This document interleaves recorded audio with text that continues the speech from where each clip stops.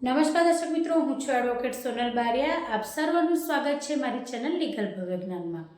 દર્શક મિત્રો, અત્યાર સુધી સરકારશ્રી દ્વારા એવી ગાઈડલાઈન બહાર પાડવામાં આવી હતી કે 31 ડિસેમ્બર 2024ના રોજ ત્યાર સુધીમાં રેશન કાર્ડની અંદર KYC કરી લેવું એ ફરજિયાત છે.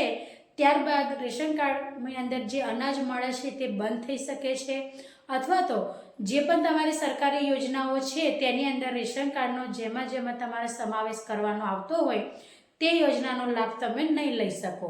તો હવે સરકારશ્રી દ્વારા નવી ગાઈડલાઈન બહાર પાડવામાં આવી છે કે જેટલા પણ લોકોનું 31 ડિસેમ્બર 2024ના રોજ KYC રેશન કાર્ડની અંદર નથી થયું તેવા લોકોને કોઈ પણ પ્રકારનું નુકસાન નહીં થાય.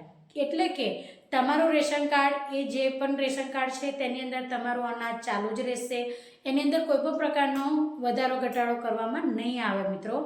તે ઉપરાંત જે પણ તમારી યોજનાઓ છે કે તમે લઈ રહ્યા છો અત્યાર સુધી યોજનાનો લાભ, અથવા તો આવનારા સમયની અંદર કોઈ પણ તમે સરકારી યોજનાનો લાભ લેવા માંગો છો તેવા સમયે આ રેશન કાર્ડ એ માન્ય ગણાશે, ભલે તમે તેની અંદર KYC હજી સુધી નથી કરાવ્યું. પરંતુ મિત્રો, એની માટે કોઈ પણ પ્રતિબંધ નથી હવેથી કે આ તારીખ સુધીની અંદર રેશન કાર્ડની અંદર KYC કરી લેવું, પરંતુ એ કરવું એ તો ફરજિયાત જ છે.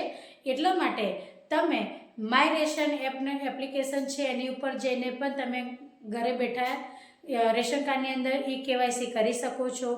તે ઉપરાંત તમે જ્યાં આગળ તમારા ગામના વીસી હોય, એટલે કે જે કોમ્પ્યુટર ઓપરેટર હોય તેમની પાસે જઈને પણ તમે કરાવી શકો છો, અથવા તમે તમારા તાલુકાની અંદર જઈને પણ તાલુકા ઓફિસની અંદર પણ તમે રેશન કાર્ડનું જે પુરવઠા શાખા છે ત્યાં આગળ જઈને પણ તમે રેશન કાર્ડની અંદર KYC કરાવી શકો છો.